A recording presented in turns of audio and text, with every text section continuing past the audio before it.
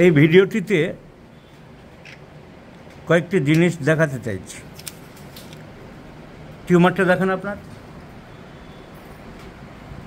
This big tumour, this is a heart tumor, a very hard tumor, a myoma, muscle tumor। তো এই বড় এত বড় tumour, ঠিক আছে দাঁড়ান, হোমিওপ্যাথি ওষুধে সারে না। তখন যে টিস্যুগুলো ওখানে বিন্দু বিন্দু করে জমে জমে এত বড় হয়েছে, এগুলো রাতারাতি কী করে ভ্যানিশ হবে, কোথায় ভ্যানিশ হবে, কী করে অ্যাবজর্পশন হবে? তো বেশিরভাগ ক্ষেত্রে এগুলো আশা করা খুব অন্যায়।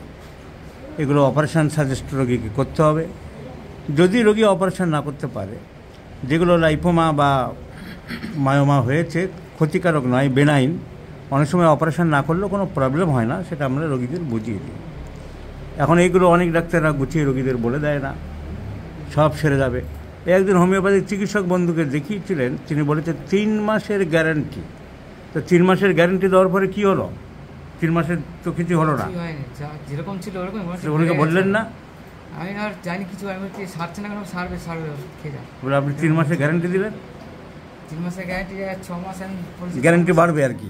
গ্যারান্টি বাড়বে। তো এইটা একটা জিনিস জানিয়ে দিলাম যে এটা অসম্ভব ব্যাপার। প্রথমে মানুষকে বলে দেওয়া ভালো, কিন্তু আপনার ক্ষতি করবে না, আর যাতে না বাড়ে। যদি কমে ভালো, লাইনটা অ্যাপ্রোচটা এই হবে, যদি কমে ভালো আর যাতে খুব একটা না বাড়ে সেই চেষ্টা আমরা করব এবং খারাপ না হয়। হোমিওপ্যাথি চিকিৎসা করলে উপকার ছাড়া অপকার কিছু আপনার হবে না, এইটুকু আমরা বলে দিলাম।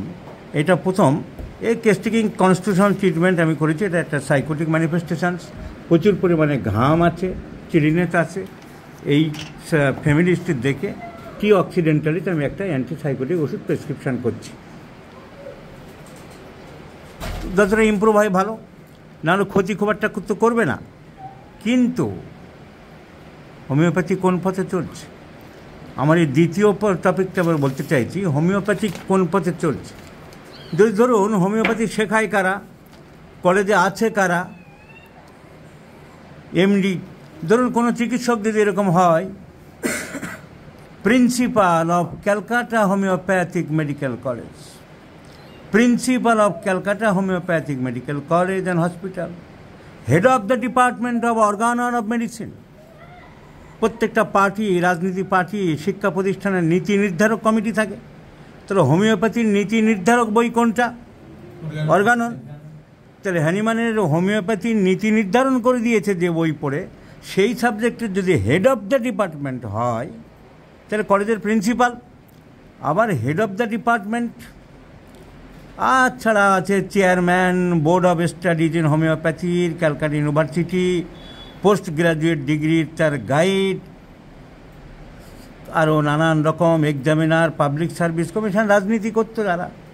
আমি একজন চিকিৎসকের কথা বলছি, সিপিএম পার্টির সাথে যুক্ত ছিল, আমি পরিচিত।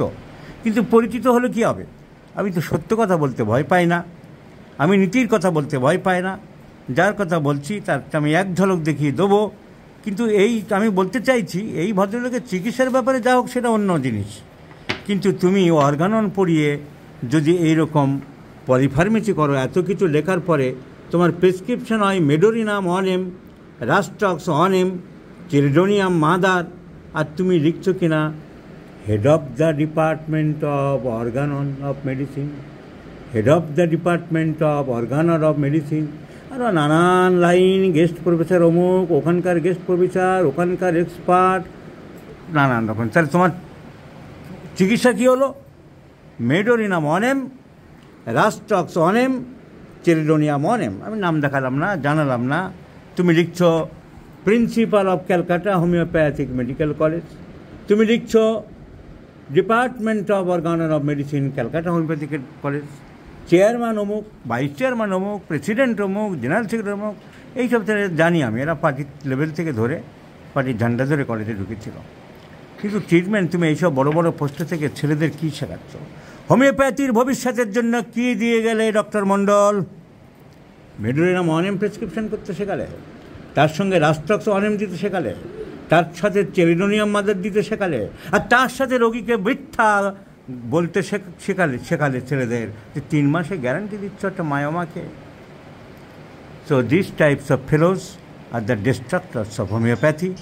আমি নামধাম দেখালাম না, পরিচয় গোপন রাখলাম, কিন্তু এই সমস্ত কালপ্রিটদের জন্যেই হোমিওপ্যাথি আর শেষের পথে। এই সমস্ত পার্সনদের জন্যে হোমিওপ্যাথি আর শেষের দিকে। হোমিওপ্যাথির নীতি নেই, হোমিওপ্যাথি জানে না, হোমিওপ্যাথির পড়াশোনা নেই। আরও আছে প্রেসক্রিপশান, সাইলিশিয়া 1M, তার সাথে রুটা 1M, আবার মেডোরিনাম 10M, রুটা TM। একটা সিম্পল কেস, তার যদি আইডিয়া না থাকে, বড় বড় তুমি যতই পোস্টে দাও, কিছুই যদি না জানো, হোমিওপ্যাথি তো এইভাবে শেষ করে দিয়েছ।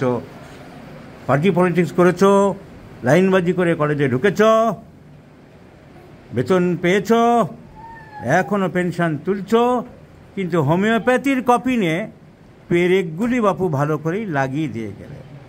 আমি নামধাম দেখালাম না, এই নিন আপনার প্রেসক্রিপশন, আপনি নিয়ে নিন।